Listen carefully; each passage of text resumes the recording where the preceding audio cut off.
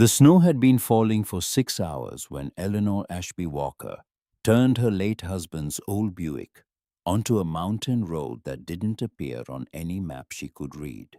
She was 61 years old. She was a widow of 18 months, and in the passenger seat beside her sat a folder containing the only thing her two half-brothers had been willing to let her keep: the deed to a collapsing cabin in a town called Maple Hollow, North Carolina, a place her father had owned for 40 years and had never once mentioned to anyone in the family.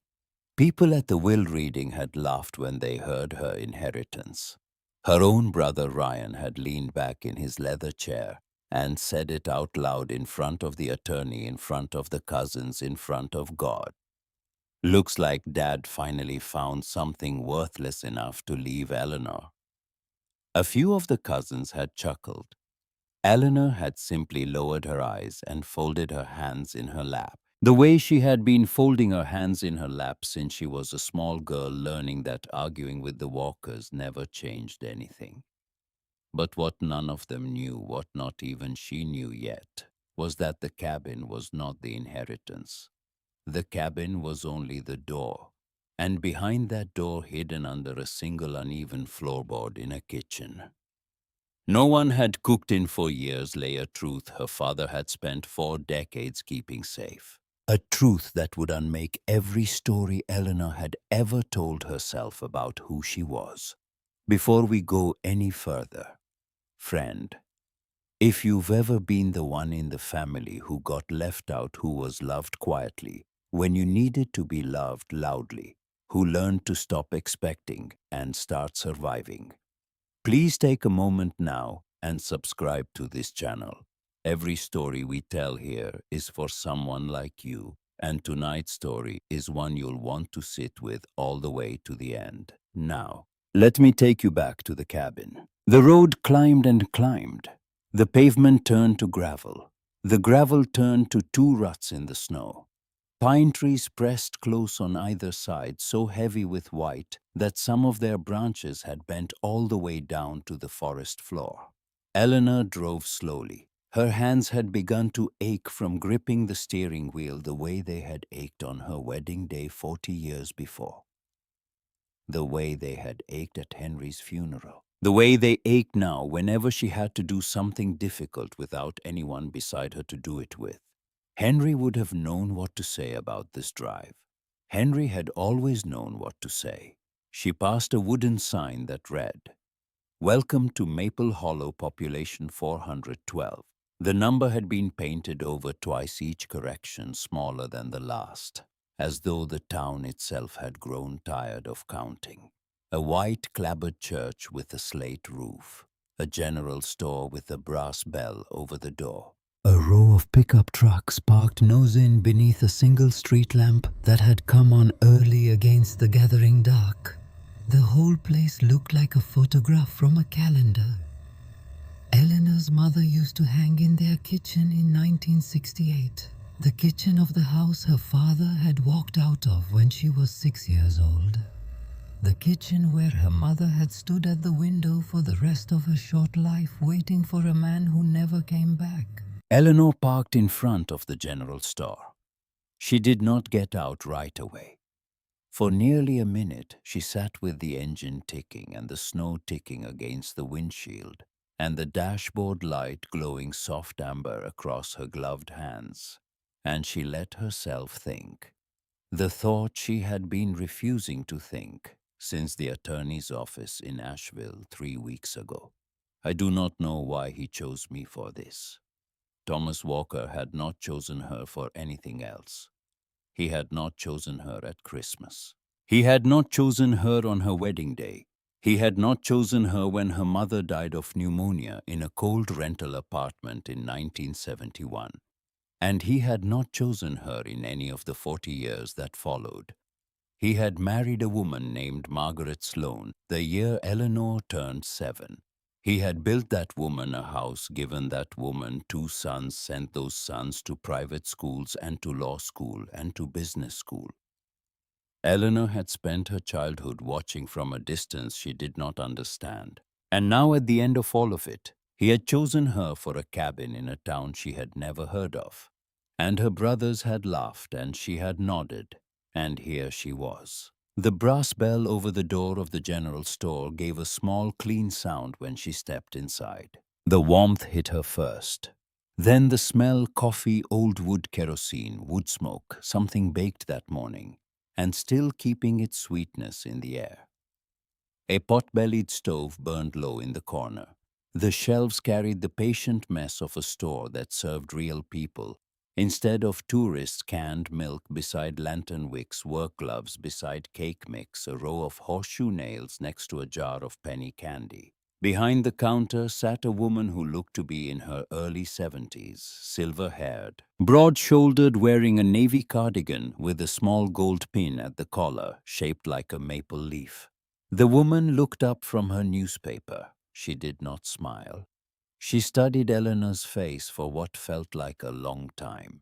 Then something in her own face changed, softened, and she set the paper down with care, the way one sets down something fragile. "Lord have mercy," the woman said almost to herself. "You have his eyes." Eleanor felt her breath stop. "I'm sorry." "Thomas," the woman said. "Thomas Walker. You're his girl, aren't you? You're Eleanor." The shop seemed to grow very quiet. The stove popped once. Outside, a clump of snow slid from the roof and landed on the porch with a soft, heavy sound. Eleanor's mouth had gone dry. She had been called many things in her life: Mrs. Walker, Mrs. Ashby once she married Henry Mam at the library where she had worked for 31 years. Ellie when her husband was being tender, and Eleanor when he was being serious. But no stranger had ever in 61 years looked at her and known her as her father's daughter. "How, she said, and her voice came out smaller than she meant it to. "How did you know?" The woman behind the counter folded her hands together on top of a newspaper. Her wedding ring was a thin, worn gold band that had clearly been worn for longer than Eleanor had been alive. "Because your daddy talked about you," she said. "He talked about you every time he came in here. And he came in here, honey, every month for 40 years. Eleanor put a hand on the counter to steady herself. She did not remember reaching for it. The woman watched her with the same calm attention a country doctor brings to a patient she has known since birth. "My name is Hattie Bramble," the woman said. "I've owned this store since 1979. Your daddy used to sit right there in that chair by the stove and drink a cup of coffee with 2 sugars and tell me how his girl was getting on. He showed me your high school graduation picture. He showed me your wedding picture, the one of you and Henry on the steps of the courthouse, that little bouquet of daisies. He kept a clipping in his wallet from the Asheville paper when you were promoted to head librarian. The wallet was worn so thin you could see the leather through the leather." Eleanor was crying now, quietly, without permission. The way she had learned long ago to cry in public, if she had to cry at all. No sound, only the slow, steady leak of tears. She could not stop. Hattie Bramble did not offer her a tissue. She simply turned, took a clean folded handkerchief from a drawer behind her, and laid it on the counter within Eleanor's reach, the way you lay food out for a wild animal you do not want to startle. "I'm sorry," Eleanor whispered. "I don't." "Take your time, honey."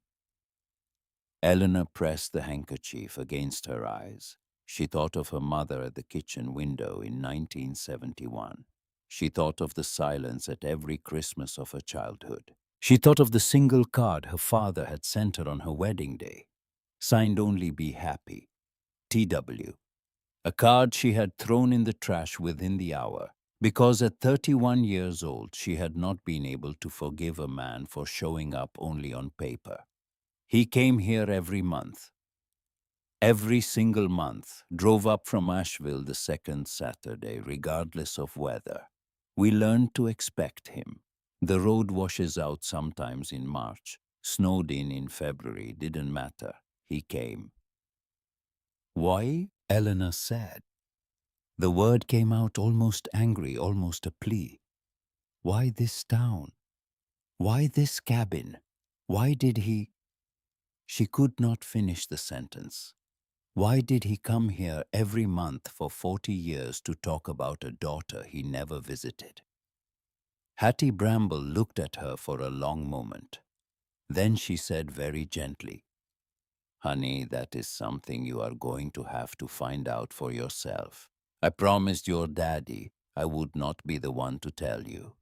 But I will tell you this. That cabin up there is not what your brothers think it is. And you are not who your brothers think you are. You drive careful on that mountain. And you come back and see me when you're ready to talk." She drew a small folded paper map from beneath the counter. She traced a route with one weathered finger. Then she paused and looked up at Eleanor over the top of her reading glasses. "Keep the fire burning when you get there," she said. "That cabin gets cold faster than you'd believe." Eleanor was nearly to the door when Hattie called after her. "Your daddy left something with my husband Frank years ago," she said. "Frank passed in 2019. The lawyer came and took it after Thomas died. I just wanted you to know there are things that man set aside. Things that aren't on any list those brothers of yours have ever seen. You understand me?" Eleanor did not understand, not yet. But she nodded because in that moment nodding was all she could do. The bell rang once as she stepped back out into the snow. The road from town to the cabin took her another 40 minutes climbing the whole way. The last quarter mile was barely a road at all, a track between two stone walls long ago swallowed by laurel, the tire ruts so deep in some places that the underside of the Buick scraped over packed snow. She came around a final curve and saw it. The cabin sat at the far end of a clearing, its back to a stand of black hemlocks, its face to a small frozen pond. The roof had taken the weather of 40 winters and shown every one of them. The porch sagged on the left side. A single chimney rose from the center, dark and cold. No smoke, no light. And yet Eleanor would think about this later. Sitting by the fire she had not yet built, the cabin did not look abandoned. It looked patient. It looked the way her grandmother's house had looked the summer before her grandmother died. When the old woman was tired and had stopped fussing with the porch flowers, but still came out every evening to sit on the steps and watch the road. The cabin looked like it was sitting on the steps watching the road. She killed the engine. The silence that came in was so complete it had a texture to it, a hush so thick she could hear her own pulse in her ears. She sat for a long moment with the brass key the attorney had given her warming slowly in her gloved palm.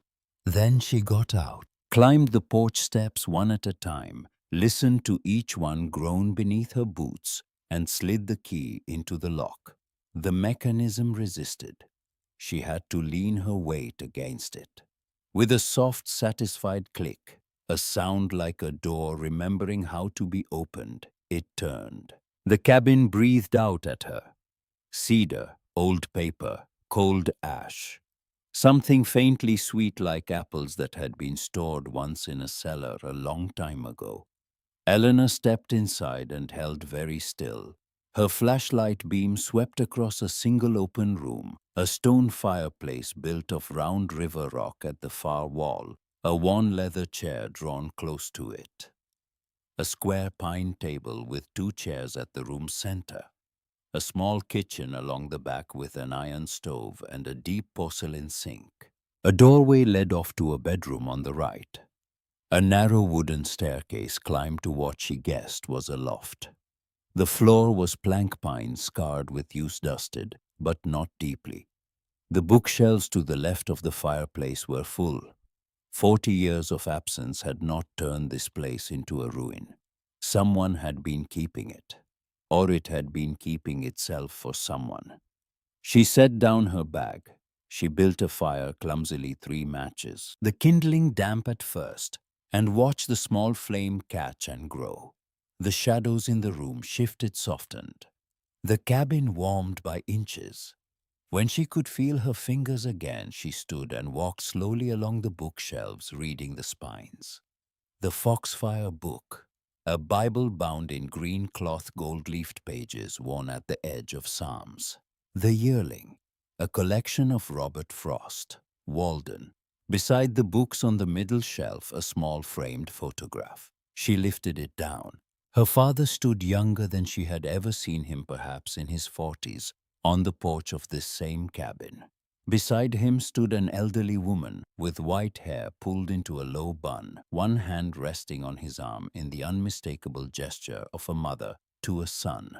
Both of them were smiling. Eleanor turned the frame over. The cardboard backing had been cut and replaced once then again, and on the cardboard, in her father's blocky engineer's handwriting, were 4 words: "Keep the fire burning." She sat down in the leather chair. She held the photograph in her lap. Outside, the wind had begun to move through the hemlocks with a long, low, almost human sound. She thought of Hattie Bramble. She thought of 40 years of second Saturdays. She thought of the word daughter spoken in a stranger's mouth, and the way it had landed in her chest, like a coin dropped into still water, sending rings out and out and out. Her father had not been a man who used the word daughter. He had been a man who used the word Eleanor once a year on a Christmas card signed only T.W. She reached into her coat pocket and drew out the second thing the attorney had given her, a small sealed envelope of heavy ivory paper. The attorney had handed it to her at the end of the will reading, after the brothers had walked out laughing. He had held it for a moment longer than necessary before letting go. "There were also some private papers your father asked me to keep," he had said, very quietly, so that no one but her could hear. "I was instructed to give them to you only after you had been to the cabin. So when you've spent a night up there, Mrs. Ashby, you call my office. We have some more talking to do." She had nodded, then the way she nodded at everything. She had put the envelope in her purse and forgotten it for 3 weeks. Now she turned it over in her hands.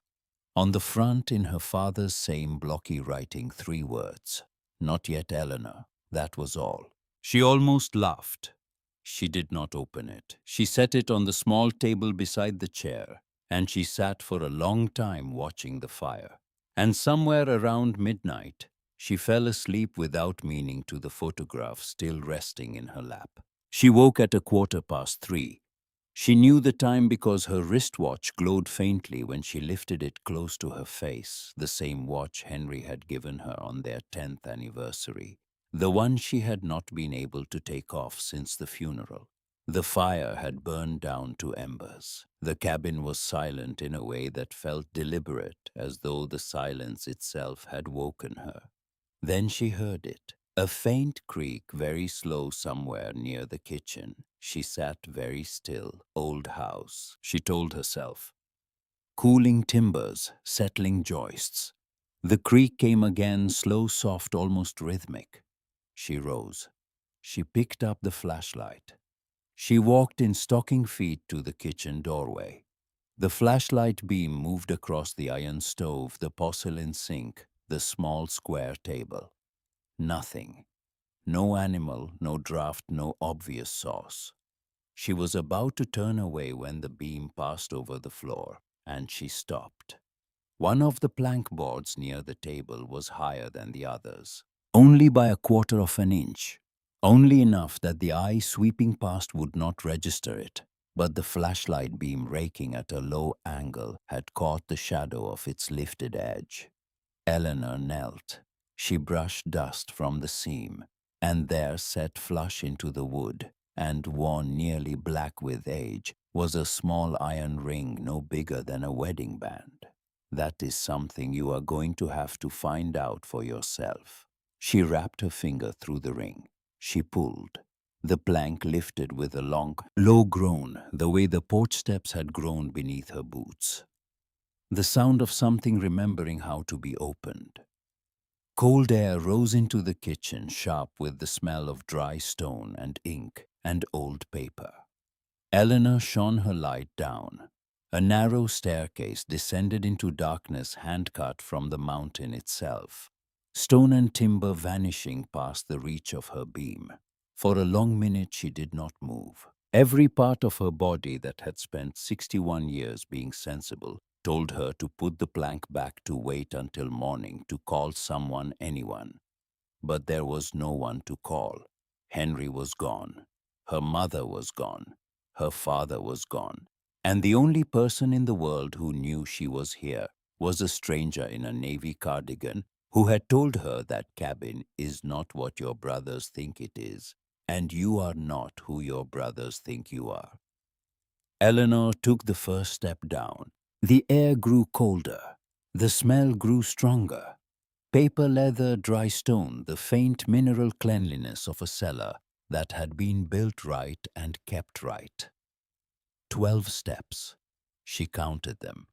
At the bottom, her flashlight swept across a room she could not at first make sense of. It was not a cellar, it was an archive. 3 walls were lined with wooden shelves built from floor to ceiling, and on those shelves stood rows and rows and rows of leather-bound journals, black-brown, oxblood, and stacked beside them boxes labeled by year in her father's same blocky hand: 1971, 1972, 1973, all the way to the year of his death. Against the 4th wall stood a small writing desk and a single wooden chair. On the desk lay one journal set out alone, as though placed there for someone expected. Eleanor crossed to it. She sat down. She opened the cover with hands that had begun to shake. On the first page, in ink that had faded only slightly, her father had written one sentence: "If you are reading this, Eleanor, then I have finally been forgiven enough to be heard." She turned the page. The second page held only this: "Look in the bottom drawer of this desk. Open the box, put on the key, then come back and read me." Eleanor lowered the journal. She looked at the desk. The bottom drawer was deeper than the others. She pulled it open. Inside alone sat a wooden box about the size of a family Bible, dark with age, the lid carved deeply with a name. Not Walker, not her married name, Ashby. The name carved into the lid was the name she had used only as a child before her father remarried. And the woman named Margaret Sloane began correcting the household paperwork. Eleanor Ruth Ashby, the name her mother had given her. The name her father had clearly still been using 40 years later in private in this hidden room on a box made by his own hands. Eleanor lifted the box onto the desk. She raised the lid. Inside, tied in 3 neat bundles with faded blue ribbon, lay dozens upon dozens of unopened letters. And resting on top of the letters, threaded through a soft leather cord worn dark with hand-link, was a single small key. Brass, old, polished by years of being touched. The key did not match the cabin lock. It did not match the desk drawer. It did not match any lock she could see. She lifted the cord. She slipped it over her head. The key settled cold against her chest, just below the hollow of her throat, exactly where her hand could find it without looking. The way her hand had found Henry's wedding ring on the chain she had worn beneath her blouse every day since the funeral. She drew out the topmost letter. The envelope was sealed. Across the front, in handwriting she had spent her whole life refusing to recognize, were 4 words written in her father's blocky hand: "To my daughter Eleanor." Above the words, in the upper left corner, a date: December 12th, 1972, her 7th birthday. Eleanor lowered the letter to the desk. She placed both palms flat on the wood. She closed her eyes. Somewhere above her in the kitchen of a cabin, her brothers had laughed at the fire she had built was still burning. Somewhere outside in a town she had never heard of.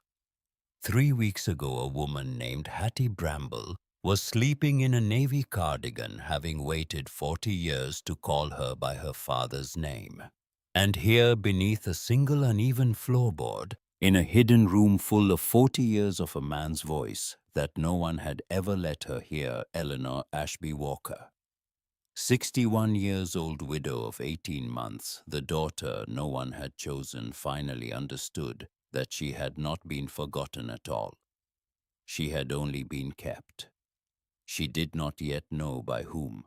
She did not yet know from whom. She did not yet know why. But the brass key against her chest had grown warm from her skin, and the first letter was waiting on the desk. And somewhere in this room she felt it now. The way an old woman feels, weather coming, was the answer to every question she had carried like a stone since 1971. She opened her eyes. She broke the seal on the envelope. And by the dim glow of a flashlight failing in a hidden room beneath a mountain, Eleanor began at last to read. The first letter was short. 3 small paragraphs written by a man not yet 40 in the careful printing of someone who is afraid of his own handwriting.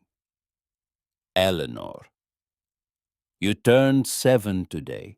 Your mother used to make a yellow cake with white icing on your birthday and put a single candle in the middle no matter how old you were.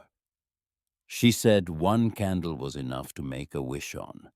I am writing this because I am not going to be allowed to call you tonight. I am writing this because I do not know any other way to say I love you that they cannot take from me. I will keep writing. One day you will read these. Today I hope you got the yellow cake. Eleanor lowered the letter to the desk. She had not had a yellow cake on her 7th birthday. She had eaten a slice of grocery store sheet cake at a neighbor's apartment in Charleston, brought down the hall by a woman who pitied her 3 months after her mother's funeral. In the season when her father had stopped answering the door, she had been told by a great aunt who came once and never returned that her father was sick, then that he had moved, then that he had a new family now and a new little girl, and she should be brave and grow up and stop asking. By the time she was 9, she had stopped asking. By the time she was 12, she had stopped wondering. By the time she was 20, she had built around her chest the kind of careful wall that only librarians and widows and quiet women in the back pew of country churches know how to build. And here, in his own hand on her 7th birthday, he had written, I love you. She drew the second letter out of the bundle, then the third.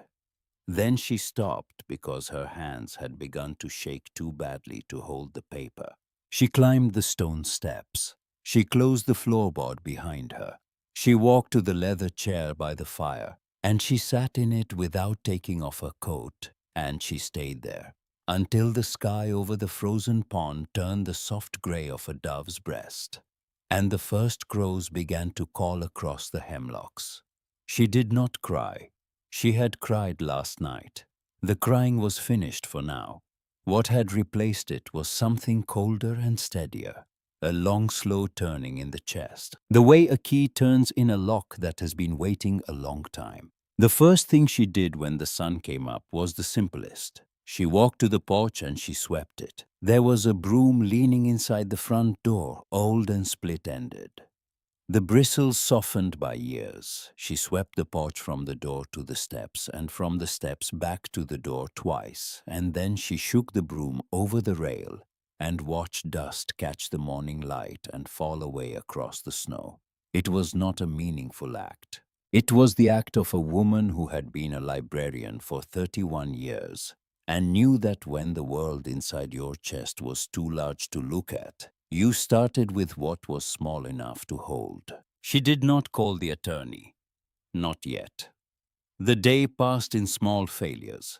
She tried to pump water from the kitchen tap, and the pump handle moved freely with no resistance and produced nothing. She tried to light the iron stove and discovered the flue was closed. She opened it, tried again, and filled the room with smoke that took an hour to clear. She broke a glass jar trying to open it. She slipped on the porch steps carrying a load of firewood and bruised her hip so badly that for the rest of the day she walked with the slow, careful gait of a woman 30 years older than she was. By late afternoon, she sat at the pine table with her hands flat on the wood and admitted to herself out loud in the empty room, "I do not know how to live in this house." The empty room said nothing back. Then, after a moment, the fire crackled once in what felt almost like an answer. She drove down the mountain at dusk. She had planned to buy bottled water and a can opener, and a box of matches that worked. What she did was sit in the parking lot of the general store for 10 minutes with the engine running, gathering the kind of small courage required to walk back into a place where someone might say her father's name out loud. The brass bell, the pot-bellied stove, Hattie behind the counter, this time wearing a soft gray cardigan and reading a battered paperback of Cold Mountain. Hattie looked up. She set the book down. She did not say, "I told you so," and she did not say, "You look terrible," though both would have been true. She said, "There's coffee on. Come sit by the stove." Eleanor sat. Hattie poured. Hattie pushed a small white plate of cornbread toward her across the counter without ceremony. Eleanor ate. After a while, she said, "The water doesn't work. Pump's primed wrong," Hattie said. "There's a glass jar of well water in the cabinet under the sink. You pour the whole jar down the pump while you work the handle. It catches." "There's no jar." "There will be." Eleanor looked up. "I'm sorry." "There will be," Hattie said again mildly. "By tomorrow morning. Don't look at me like that, honey. I'm not the one bringing it." Eleanor did not ask what she meant. She had learned in one day that questions in Maple Hollow were answered when the answers were ready and not before. She drove home. She climbed into bed in her clothes because she could not bring herself to undress in a house she did not yet know how to live in. She slept for 10 hours. When she went out onto the porch in the morning, there was a glass quart jar of clear water sitting at the top of the steps. A length of clean cotton twine had been tied around its neck. No note, no name. She brought it inside. She primed the pump. The pump caught on the third pull, and the Cold Mountain water came up sweet and clean and tasting faintly of stone. She stood at the sink and laughed once, a small surprised sound she had not heard herself make in 18 months. The next day there was a bundle of split kindling on the porch, tied with the same kind of cotton twine. The day after that, a small basket holding 6 brown eggs and a half-pound of butter wrapped in waxed paper. The day after that, a folded square of canvas that turned out to be a window storm cover sized exactly for the kitchen window that had been letting in a draft she had not yet figured out how to seal. Eleanor took to bringing each gift inside slowly. She would set it on the table and stand looking at it for a long moment, as though it were a small wild creature that might bolt.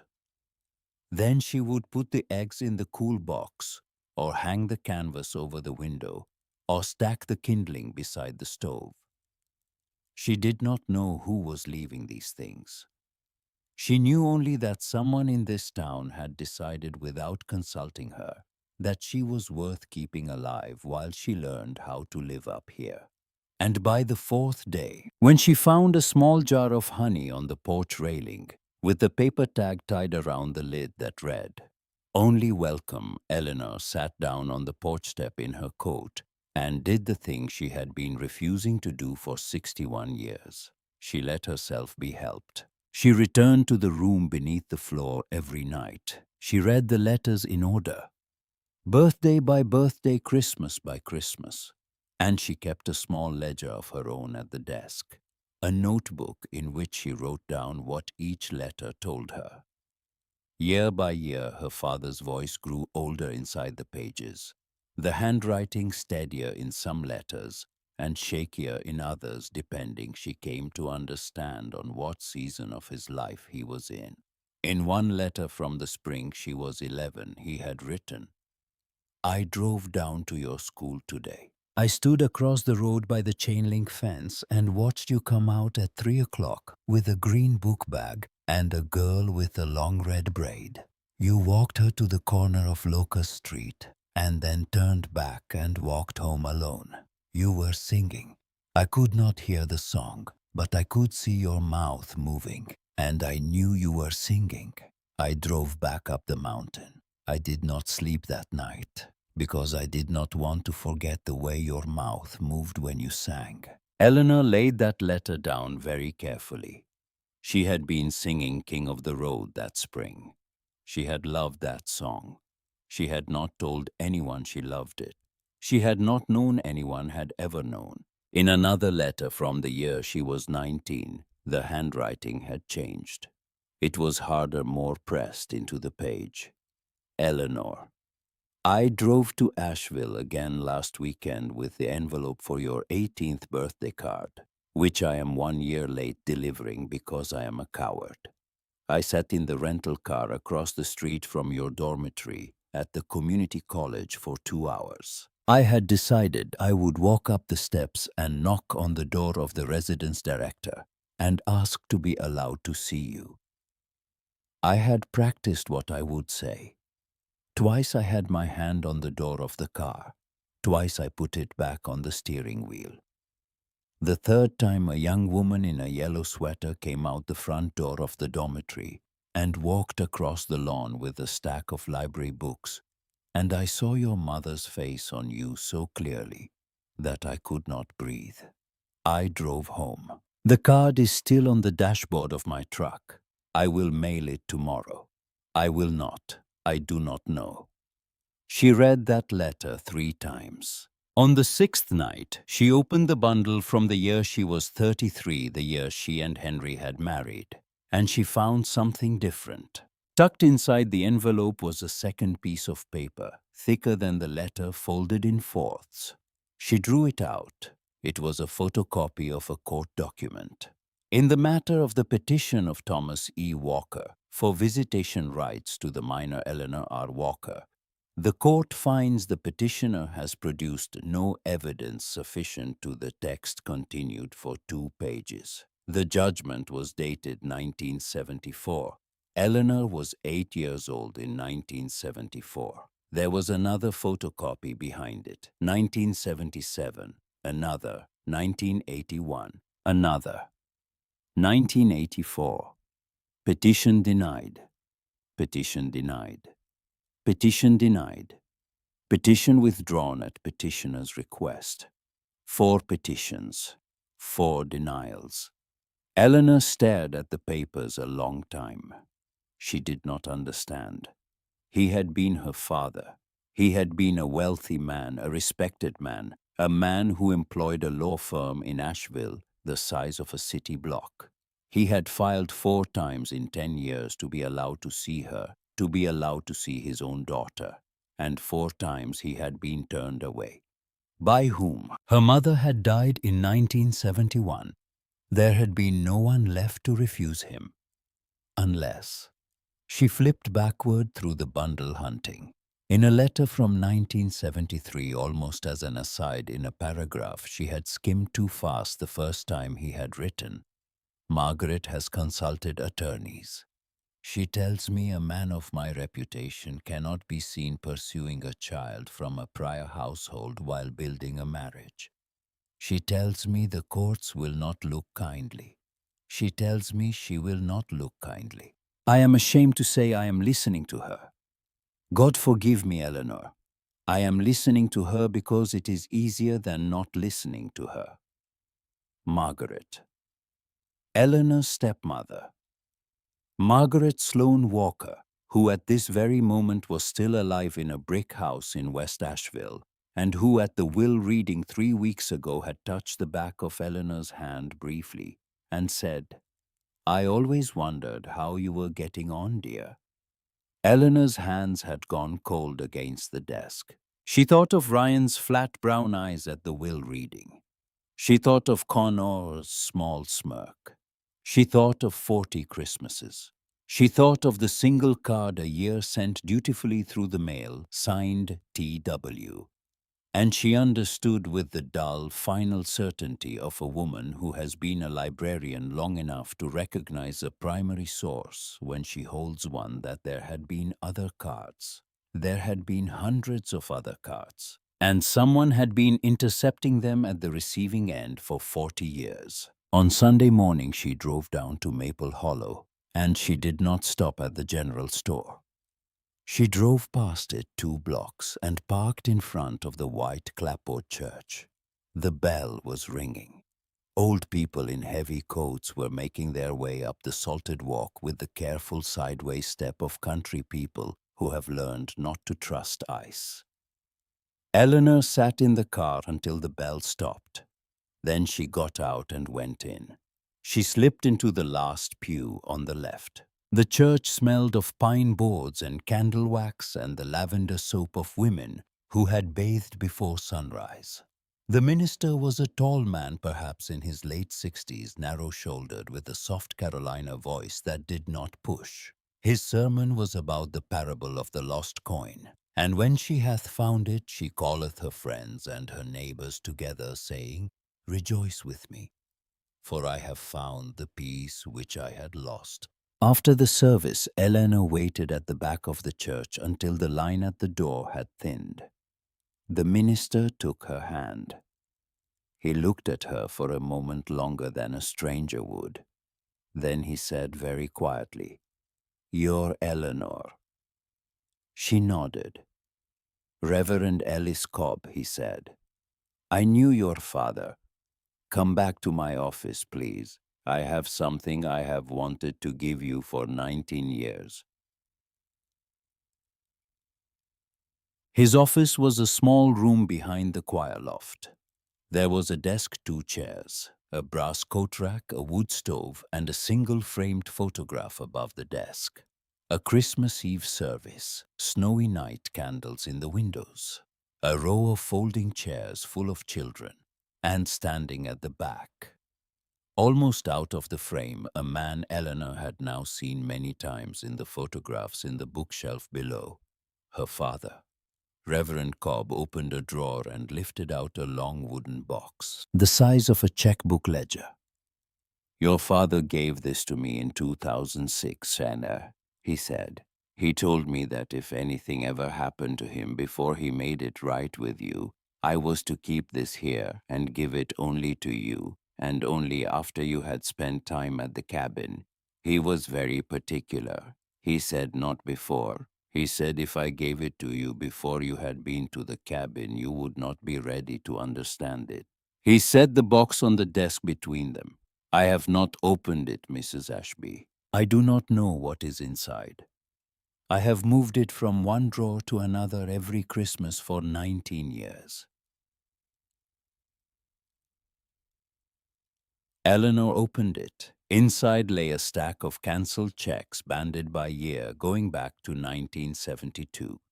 Each check had been made out to the same beneficiary, the church's Children of the Mountain Fund. A small fund, Reverend Cobb explained, had been set up in 1965 to help orphans and runaways and children of broken homes through hard winters. The amounts varied. Some years $300, some years $3,000. Every check carried the same memo line written in her father's blocky printing. "In honor of my daughter Eleanor, whom I have failed, 48 checks, 48 Christmases." Eleanor pressed her hand to her mouth. Reverend Cobb sat very quietly across from her, his hands folded in his lap, his thumb moving slowly across the gold band on his finger. He did not look away. He did not pretend not to see her cry. After a long while he said, "Mrs. Ashby, your father came up here on the second Saturday of every month. And he stopped in this office for half an hour, and he sat in that chair, and he did not say very much. We mostly drank coffee. But once in 1998, the year my own wife died, he told me something. He said, "Reverend, if I had walked away cleanly, that would have been a sin. But if I had fought when fighting would have ruined her childhood, that would have been a different sin. I chose the sin she would not have to live inside of. I do not expect to be forgiven for choosing. I only expect if she ever comes here that she will see I was choosing all along." Eleanor drove home in a silence she could feel against her skin. She did not turn on the radio. She did not weep. She thought about her mother at the kitchen window in 1971. She thought about the single Christmas card a year and the way she had thrown it in the trash unopened every December after she turned 25.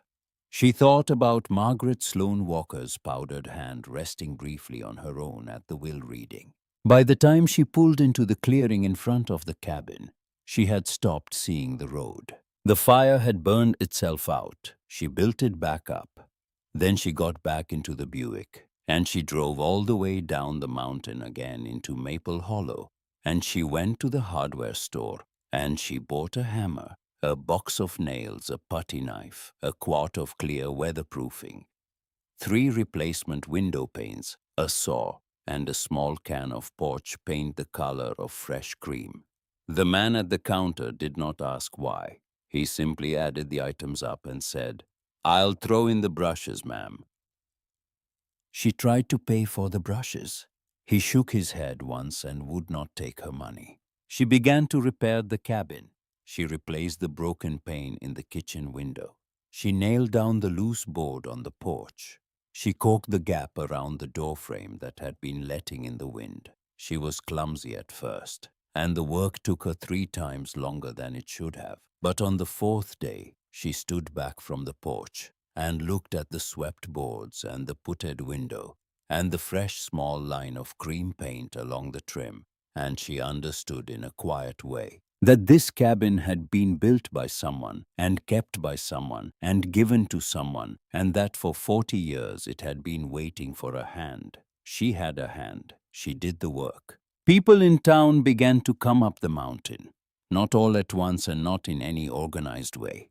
A man named Walter Pike, who Hattie said was a Vietnam veteran who'd been living in his pickup truck since his sister had passed in the spring, came up one afternoon and rehung the kitchen door so it closed flush in the jamb. He took no money. He stayed for coffee. When she pressed him to take something, he set a single split log of seasoned oak by the fireplace and said only, "Add this to the fire tonight, ma'am. That's what I'd take." A woman from the choir at Reverend Cobb's church drove up with a casserole dish wrapped in a dish towel and a card signed by 12 names Eleanor did not recognize. The card said only, "We knew your daddy. We are glad you came." A boy of maybe 16 in a hand-me-down barn coat brought his father's chainsaw and cut and stacked half a cord of firewood along the south wall of the cabin without ever once knocking on the door. When Eleanor went out to thank him, he ducked his head and said, "Ma'am, my granddaddy lived in this house when he was a boy.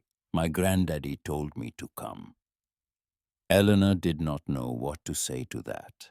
So she said, "Thank you," which she was learning was sometimes the only true thing one human being could say to another. On the night of the 11th day, the snow began again.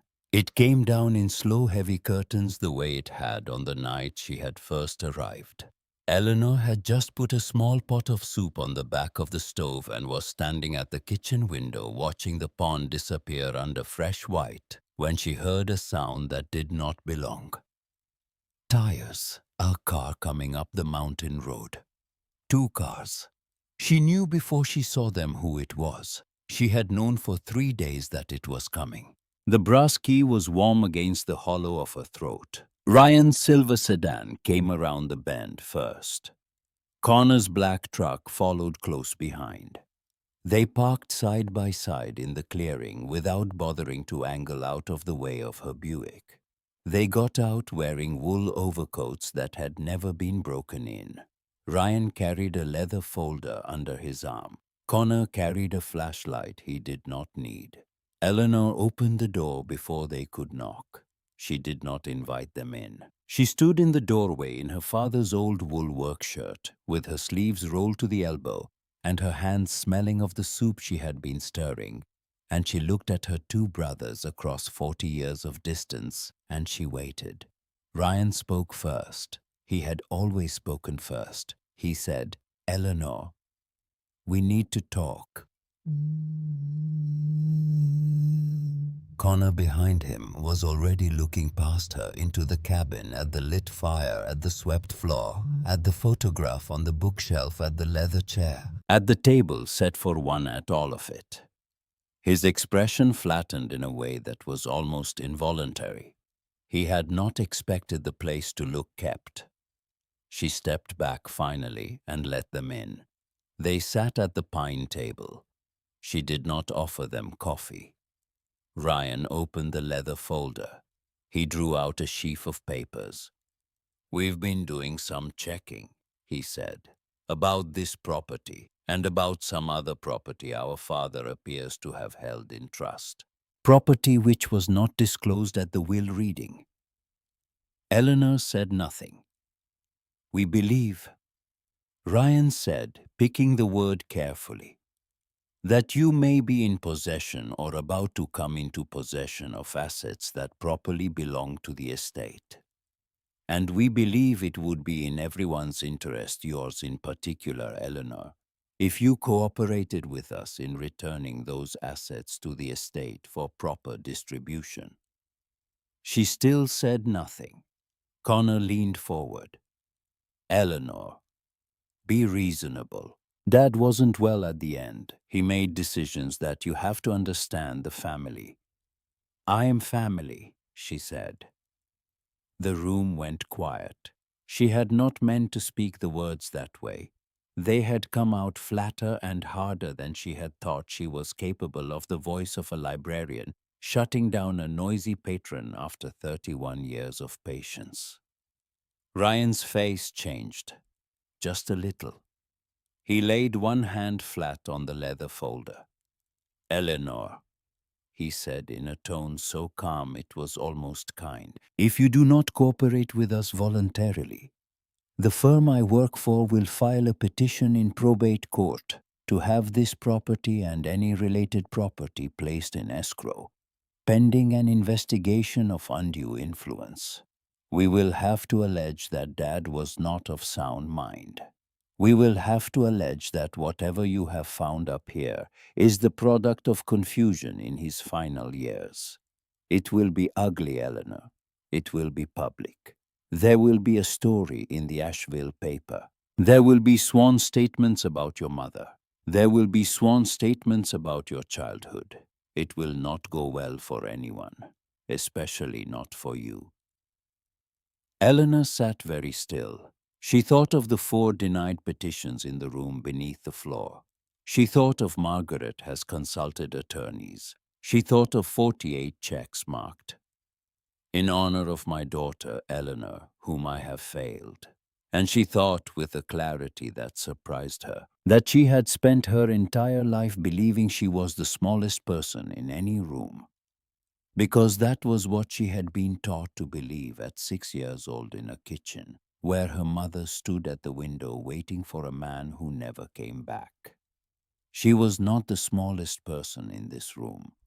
She reached up slowly, and she drew the brass key out from beneath her collar. She set it on the table between them. She said very quietly, "Ryan, your mother spent 40 years intercepting his letters to me. There are 4 denied petitions for visitation in this house. There are 48 cancelled checks at the church in town. Reverend Cobb is prepared to testify to all of it. I have not yet called the attorney. I have not yet called the Asheville paper. I have not yet decided whether I am going to." She did not raise her voice. "But you came up here to threaten me with a story. So before you drive back down this mountain tonight, I think you should know I have the story." For a long moment, no one moved. The fire popped softly behind her. Outside, the snow was coming harder now. Ryan's mouth opened, and then closed, and then opened again. Connor's flashlight was loose in his hand. He did not seem to know what to do with it. Ryan stood. He gathered his folder. He moved toward the door without looking at her. At the threshold, he stopped. He did not turn around. He said, in a voice she had never heard from him before. Thinner, older, the voice of a 58-year-old man who has just discovered that he is not the person he had spent his life pretending to be. "We will be back, Eleanor, with counsel." Then he walked out into the snow. Connor followed.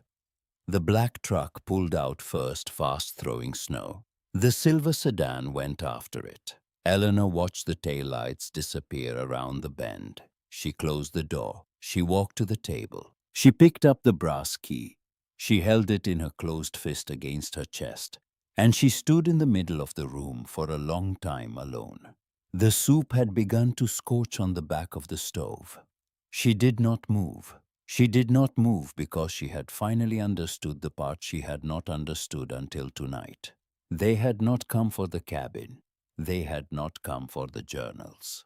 They had come because they were afraid of what their mother had done. And they had come to find out what Eleanor already knew, which meant Margaret Sloane Walker, 81 years old, in a brick house in West Asheville, was the one who had sent them. Which meant Margaret knew that Eleanor was here. Which meant Margaret had always known the cabin existed. Which meant Margaret had been waiting for 40 years for someone to open the floorboard. And as the soup burned slowly behind her, and the snow rose against the windows, and the brass key bit a small warm circle into the palm of her hand, Eleanor, Ashby Walker finally heard beneath the silence of the cabin the soft and unmistakable sound of a much larger door beginning at last to open. She did not sleep that night. She sat in the leather chair with the soup pot off the stove and the kitchen door braced shut against a wind that had begun to push hard against the south wall.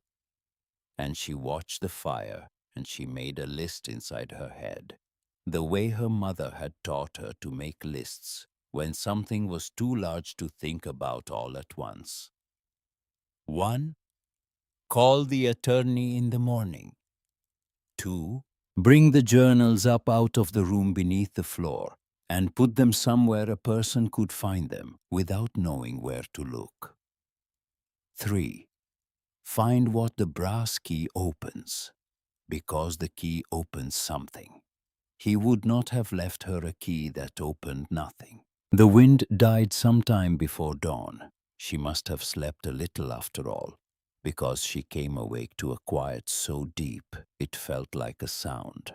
The fire had gone down to a soft red breath at the back of the grate. The light through the east window was the pale silver of a winter morning that has not yet decided whether it will be cloudy.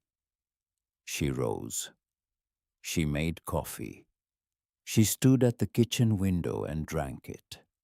The pond outside had frozen the rest of the way in the night, and a single deer had crossed it before sunrise, leaving a clean line of black hoofprints from one shore to the other. Eleanor watched the prints for a long time. Then she set down the cup, and she went and got the hammer she had bought at the hardware store, and she walked to the fireplace. She did not know how she had known, only that during the long night something in her had circled and circled around the photograph above the mantel. Her father young, the white-haired woman beside him, the 4 words on the cardboard backing. And at some hour she could not name, she had remembered that her father, in one of the letters from the year she was 26, had written, "Your great-grandmother Ruth used to keep her important papers behind a stone in the chimney. She said no fire ever burned hot enough to harm a paper God meant to keep. Eleanor knelt at the hearth. She ran her gloved hand along the river rock face of the fireplace stone by stone from the floor up. Most of them were set tight. One at the height of her shoulder when she pressed it gave back a small sound that was not quite hollow, but was not quite full either. She worked the putty knife around its edges. It came out clean in her hand, the way a tooth comes out of a child's gum when its time has truly come. Behind the stone set into a small iron pocket, the size of a family Bible, was a strong box. The lock was small, brass. She lifted the cord from her neck. The brass key turned in the lock the way a key turns when it has finally found the door it was made for, without effort, without question, almost gratefully. Eleanor opened the lid. 3 things lay inside. A long manila envelope sealed, a small black ledger book soft with handling, and on the top of both, weighted there as though it were the most fragile of the 3, a single folded sheet of cream paper, hand-trimmed at the edges, dated 1932, signed at the bottom by a name she had been carrying in the back of her throat since the day Hattie Bramble first said, "You have his eyes." She unfolded the cream paper first. "To whoever opens this box, my name is Ruth Eleanor Ashby. I am 63 years old today, and I am writing this in the year of our Lord 1932. This cabin was built by my father in 1889, with hands he had used to fight in a war he never spoke of. He raised me here. When he died, he gave me one instruction. He said, 'Daughter, this place is not for the keeping of money. It is for the keeping of people.' He said, 'When a man or a woman comes to this door with nothing, you do not ask their name and you do not ask their reason. You give them a fire and a roof and a meal and a bed, and if they want to tell you their name in the morning, that is their gift to you.' I have kept that instruction for 41 years. The Depression has come now, and there are more at the door than there have ever been. I cannot keep this place for many more years. I am writing this so that whoever comes after me will know the rule. Every generation, one person in this family is given this cabin. Not the eldest, not the richest. The one who knows what it is to be cold and be let in. I do not yet know who in the next generation that will be. I trust the cabin to choose. Keep the fire burning. Ruth." Eleanor lowered the page. She thought of a small girl of 6 standing in a kitchen in Charleston in 1972, watching her mother stand at the window. She thought of an orphan plate of grocery store sheet cake brought down the hall by a pitying neighbor. She thought of every cold she had been let in from since. She opened the manila envelope. Inside was a second will. Single page, handwritten, notarized in the county courthouse of a town she had never heard of, dated 9 months before her father's death. It did not contradict the public will her brothers had divided at the attorney's office. It only added one thing the public will had not mentioned. "To my daughter, Eleanor Ruth Ashby Walker, I leave and entrust the Appalachian Hearth Trust, a charitable trust I incorporated in 1979 under the laws of the state of North Carolina, for the purpose of providing winter shelter, food, and assistance without question or condition to any person in need within the counties of Madison, Yancey, and Mitchell. The trust holds at the time of this writing assets sufficient to its purpose for the next 40 years. It has been operated quietly by me and 3 trustees of my choosing. My sons, Ryan and Connor, have never been informed of its existence and are not under any reading of this will or the law entitled to any portion of its assets which are not part of my personal estate and are not subject to probate. I name my daughter Eleanor as sole successor trustee. She will know what to do with it because she will know what it is for. She has been cold. She knows the price of being let in. Thomas E. Walker." Eleanor sat down on the hearth. The stone was warm against her legs. The fire she had built the night before was waking back up in the grate, drawing fresh air across the new gap in the chimney face, and behind her, in the room, the light had shifted to the soft buttery yellow of a winter morning that had finally chosen to be clear. He had not been a man who used the word daughter.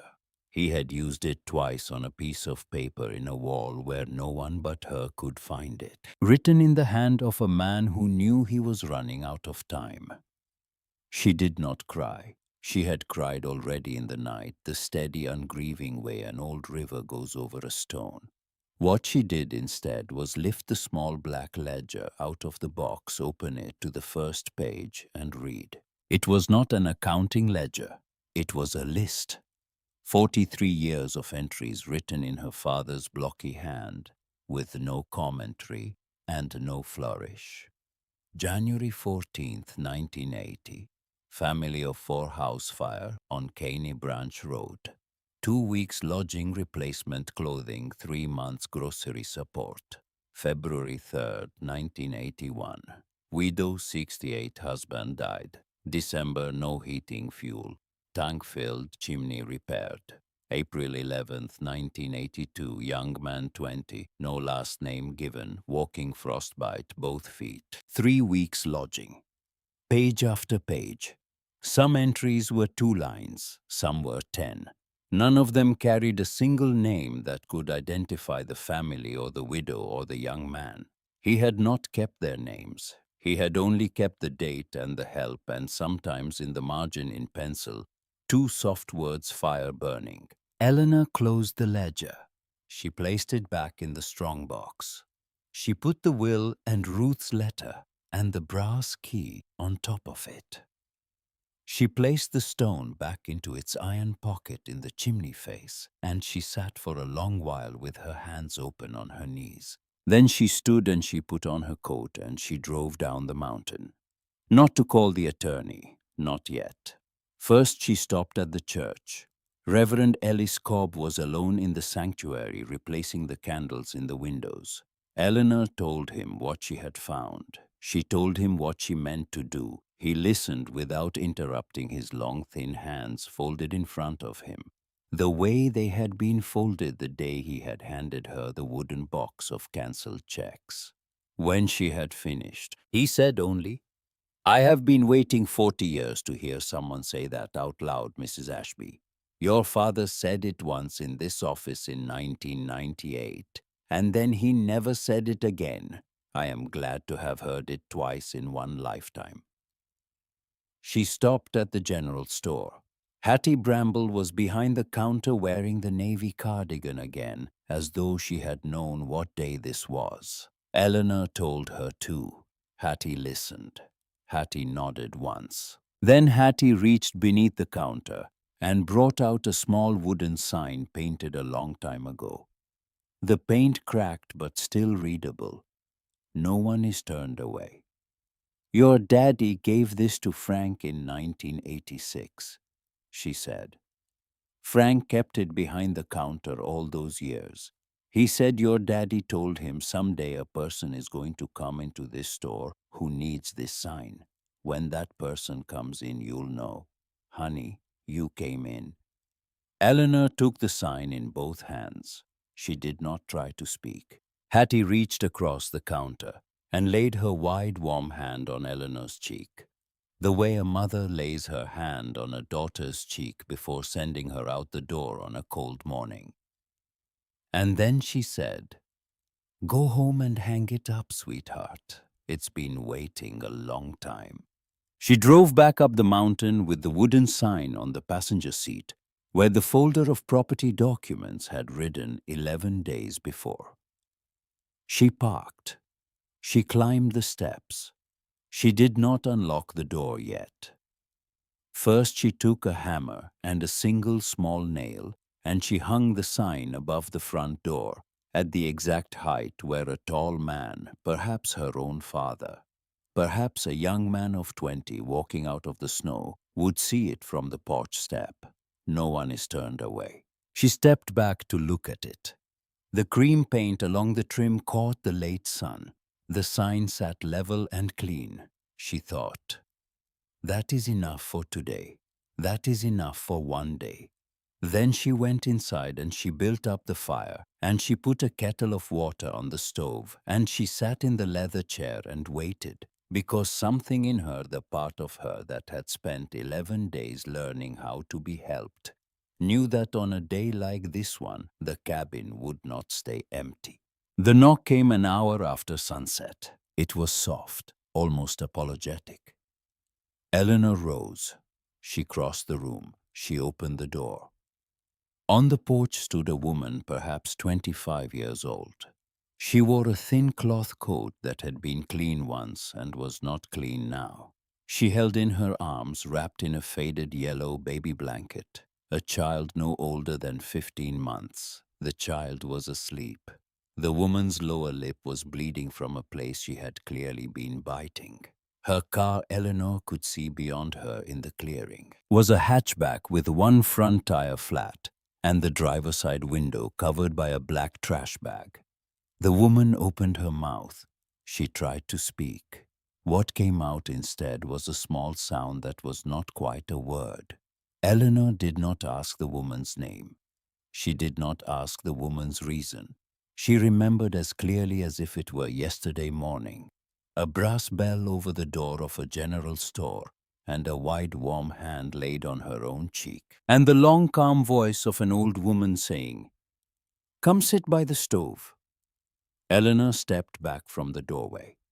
She said gently the words she had been being taught all her life to say, and had only just now learned she was allowed to say herself. "Come in, there's a fire on. Come sit by it." The young woman came in. She sat in the leather chair with the baby in her lap. Eleanor took the yellow blanket gently and laid it over them both. She went to the kitchen and warmed a small pan of milk for the child and a mug of broth for the mother. She brought them on a wooden tray. She set the tray on the small table beside the chair. She added a fresh log to the fire, not the seasoned oak Walter Pike had given her. That one was for tomorrow night. She would save it. But a length of hickory from the south wall of cordwood the 16-year-old boy had cut without ever knocking on the door. The new log caught quickly. The flames rose up clean and tall. The young woman closed her eyes. The baby, still sleeping, made a small contented sound. Eleanor sat down across from them on the pine chair from the kitchen table. She did not speak. She watched her hands fold in her lap, the way they had folded in her lap since she was a small girl, learning that arguing with the Walkers never changed anything. They did not fold the same way tonight. They folded the way a woman's hands fold when she has finally found, after 61 years, the room she is supposed to be standing in. After a long time, the young woman opened her eyes. She did not look at Eleanor. She looked at the fire. She said very quietly, "I didn't know where else to come." And Eleanor, who at 6 years old had stood in a kitchen in Charleston, watching her mother stand at a window waiting for a man who at 31 years old had thrown a Christmas card from her father in the trash unopened, who at 59 had buried Henry on a wet October Tuesday, and learned the particular silence of a house with one set of footsteps in it, who at 61 had driven up a mountain in a snowstorm to claim an inheritance her brothers had laughed at, and had instead been given the only inheritance that had ever mattered. Eleanor smiled the small private smile she had not smiled in 18 months. She said, "I know, honey, I know exactly. You're in the right place." The fire crackled. Outside, the snow had begun to fall again, slow and patient and unhurried. Somewhere far down the mountain, a single set of taillights moved away into the dark, and a brick house in West Asheville sat with its lights on at an hour when its 81-year-old occupant was likely sitting up alone, waiting for a telephone that Eleanor had decided sometime between the strongbox and the sign over the door she was not going to be the one to call. There were stories that needed telling. There were also stories that, once you understood them, did not need to be told to be true. Margaret Sloane Walker had spent 40 years building a silence. Eleanor was going to spend the rest of her own life building a fire. The fire would be the answer. The fire would be the only answer she needed to give. She stayed up that night long after the young mother and the baby had fallen asleep in the leather chair. She moved them gently to the bedroom, the woman barely waking the child, not at all.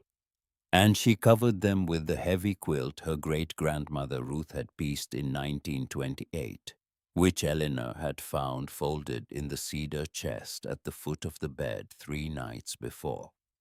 She came back into the main room. She added another log. She stood at the window and looked out at the snow falling slow and clean across the frozen pond and the line of black hoofprints the deer had left at dawn already half filled in. She touched the brass key hanging once again against the hollow of her throat.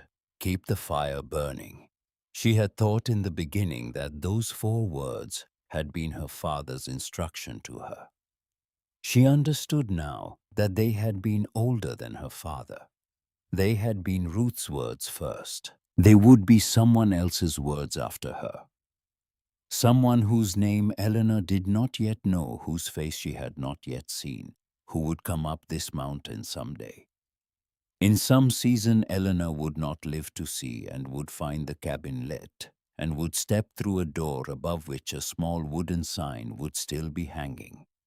The paint a little more cracked, the words still readable. No one is turned away. And that person Eleanor thought would understand the way she had finally understood. The cabin had never been a piece of property.